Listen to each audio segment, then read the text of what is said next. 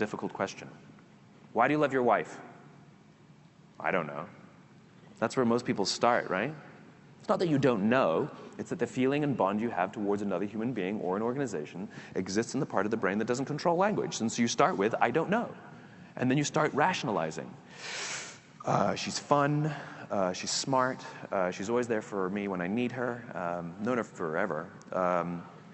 Right, we start rationalizing. And then we start saying things that don't make sense, right? She completes me.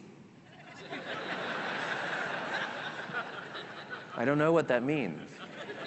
How do you find someone who completes you, right? I have a left arm and a left leg, and she has a right arm and a right leg. Together we make one. I don't know what it means.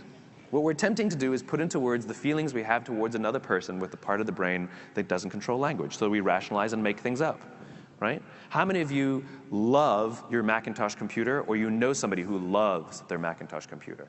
Okay, a whole bunch of you, right? Now, based on facts and figures, based on the actual data, right? Based on real data, Macs are substandard computers.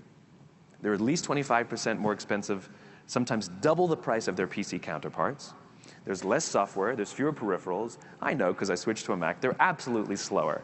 That's spinning beach bowl of death, right? And yet the only time I get heckled is when I say Macs are substandard. Somebody will take it out at me, right? The fact of the matter is, the decisions we made are not based on the facts and figures. PCs and Macs are about the same if you want to compare all the data and the information. The difference is Apple stands for something. It's become a symbol. Because Apple is so clear about what they believe, so disciplined about how they do things, and so consistent about what they do, it gets the point that everything they say and everything they do now serves as a symbol for a set of values and beliefs. The part of the brain that controls behavior doesn't control language. It's hard for us to put what we feel into words, and so we rely on symbols. This is why people with Macs love opening their computers in airports. They want everyone to see what they're using. People with PCs don't care. Because for the PC, it's just a commodity. It's just a computer. And commodities are based on price, quality, service, and features. That's all they got. It's just a product. It stands for nothing. It's a symbol of nothing. But Macs stand for... Have you ever seen a dirty Macintosh? It's because they clean them. How many of you have ever broken out your Windex to clean your HP? It's never happened, right? The reason we clean them is because it says something about who we are. That's why we want to protect this thing. It's part of our identity. And you Mac lovers, don't lie to me. When you're walking through the airport and you see somebody else who happens to have a Mac, what do? You like them more, don't you? Right? I like that guy. You don't even know that guy. This is why Jeep owners wave at each other. And there are people walking around with Harley Davidson tattoos on their body. Some of them don't even own the product.